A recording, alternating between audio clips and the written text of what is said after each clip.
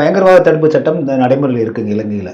அங்கே வந்து யாரை வேண்டுமானாலும் கைது செய்து 18 மாதங்கள் விசாரணையே இல்லாமல் சிறையில் வைக்கலாம் அப்படிங்கிறது இப்போ தற்போது நடைமுறையில் இருக்குது.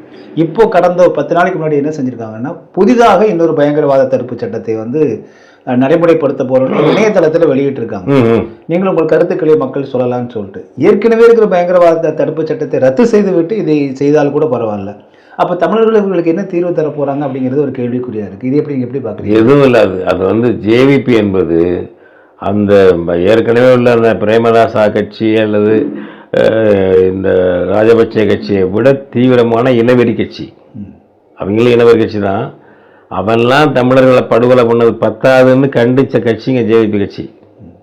இனப்படுகொலை நடந்த காலங்களில் ஒரு வரி அவன் நியாயமாக பொதுமக்களை கொல்லக்கூடாதுன்னு சொன்னவன் இல்லை ஜேவிபி. ஞாபகம் வச்சுக்கோங்க.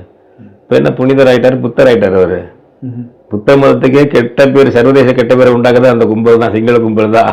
புத்த மதத்தை வச்சுக்கிட்டு புத்த பிக்ஷுகள் தான் கடுமையான வெறியர்கள், அங்கே கொலை வெறி பிடித்த நபர்கள் அவர்கள்.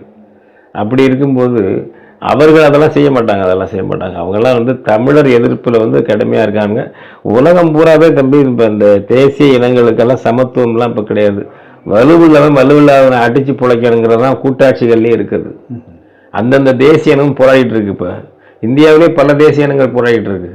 அது மாதிரி தேசிய இன ஒடுக்குமுறை எதிர்த்து ஒடுக்குமுறை அதிகமாக இருக்கிற காலம் இது. அவன் போராடிட்டு இருக்கிற காலம் இது.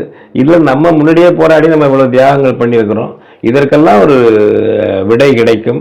இது வந்து ஒரு மாறிக்கிட்டு இருக்கு. பல சூழ்நிலைகள், புதிய சூழ்நிலையில் வந்து தேசிய இன விடுதலை இயக்கங்கள் வளர்ச்சி பெறக்கூடிய காலம் இருக்குது.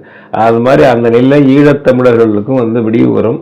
அதுக்கான அமைப்பு அங்கே நல்லா உருவாகணும்.